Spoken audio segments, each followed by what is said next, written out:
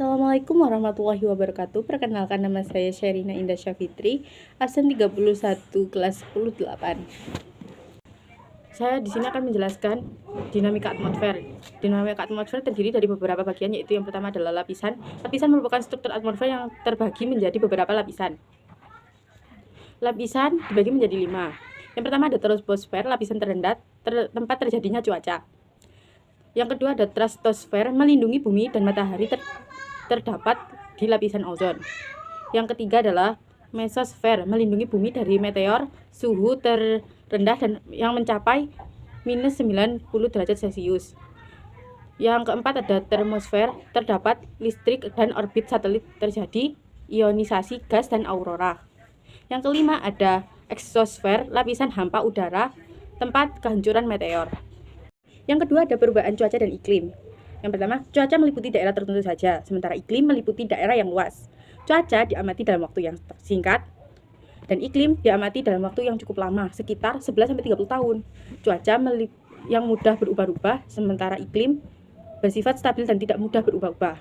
Cuaca terjadi di suatu tempat yang lebih sempit, dan iklim terjadi di suatu tempat yang lebih luas. Cuaca terjadi dalam waktu kurang lebih 24 jam, sementara iklim terjadi secara terus-menerus dalam jangka waktu yang cukup lama. Cuaca dapat diamati sehari-hari, dan iklim diamati selama bertahun-tahun. Perkiraan cuaca mudah dilakukan, dan iklim perkiraannya mengenai iklim lebih sulit dilakukan. Yang ketiga ada unsur-unsur cuaca dan iklim. Unsur cuaca yaitu meliputi dari suhu. Suhu sendiri adalah panas atau dinginnya udara. Yang kedua adalah tekanan udara, berat lapisan udara. Yang ketiga ada angin, menggerakkan udara. Yang keempat adalah kelembapan udara, kandungan uap air di udara. Dan yang kelima adalah curah hujan, jumlah air yang jatuh dari atmosfer. Yang keenam adalah awan, kumpulan partikel air es di atmosfer. Jenis-jenis awan. Awan terbagi menjadi 3, yaitu awan tinggi, cirrus, dan awan tengah, cumulus, dan awan rendah adalah stratus.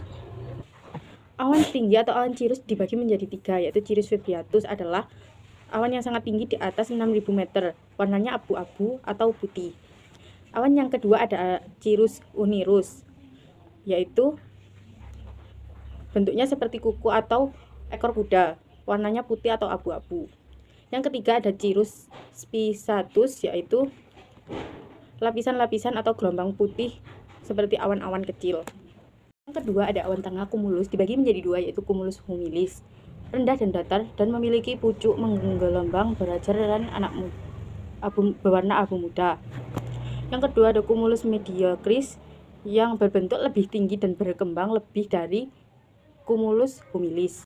Yang ketiga ada awan rendah atau status, dibagi menjadi 3, yaitu status adalah awan berbentuk rendah dan meroda. Dan yang kedua status cumulus, yaitu memiliki lapisan bergelombang atau berlapis-lapis dengan gapaian terendah. Dan yang ketiga ada status nibostratus, awan gelap, tebal, dan tidak rata. Angin terbagi menjadi 2, yaitu angin tetap dan angin tidak tetap. Angin tetap dibagi menjadi 5, yaitu angin pasat, angin antipasat, dan angin timur, angin barat, dan angin kutub. Sementara itu angin tidak tetap dibagi menjadi 3, yaitu angin lokal. Angin lokal sendiri dibagi menjadi 4, yaitu angin laut, angin darat, angin gunung, angin lembah, dan angin muson timur dan muson barat, angin fan, angin gending, dan angin bahoro. Yang ketiga ada hujan. Hujan terbagi menjadi 6, yaitu hujan orografi. Hujan orografi terjadi di pegunungan atau bukit. Yang kedua ada hujan konveksi, yang konveksinya udara hangat atau lembab naik ke atas menjadi awan. Yang ketiga ada hujan frontal. Hujan frontal terjadi di daerah front dengan cuaca berbeda. Yang keempat ada hujan muson. Hujan muson terjadi secara musiman pada waktu tertentu. Yang ketiga ada hujan asam. Asam terjadi oleh paus udara. Yang kedua ada hujan buatan. Hujan buatan sendiri dibagi menjadi 2, yaitu buatan manusia dan kimia. Buatan manusia dibuat dengan teknologi modifikasi cuaca, dan yang kimia terbuat dari bahan kimia. Yang keempat, iklim menurut para tokoh. Iklim menurut para tokoh yang pertama ada Junghun. Klasifikasinya berdasarkan ketinggian jenis, zona panas 10 sampai 100 meter dan zona sedang mencapai 100 sampai 1500 meter. Zona sejuk mencapai 1500 sampai 2500 dan zona dingin di atas 2500 meter. Yang kedua ada menurut Smith Ferguson. Smith Ferguson klasifikasi menggunakan perbandingan antara jumlah bulan kering dan jumlah bulan basah dengan kriteria bulan kering 260 mm dan bulan basah mencapai 100 mm. Jenis yang dikemukakan Smith Ferguson yaitu sangat basah, agak basah, sedang agak kering, sangat kering, dan kering ekstrim. Yang ketiga ada Alderman klasifikasi menggunakan perbandingan bulan kering dan bulan basah dengan kriteria kering 100 mm dan basah mencapai 200 mm. Memiliki jenis iklim yang mirip dengan klasifikasi Smith Ferguson dengan faktor pada penentuan waktu tanam dan jenis tanaman. Pemanasan global yaitu panas matahari dilepaskan ke bumi dan diserap oleh hutan.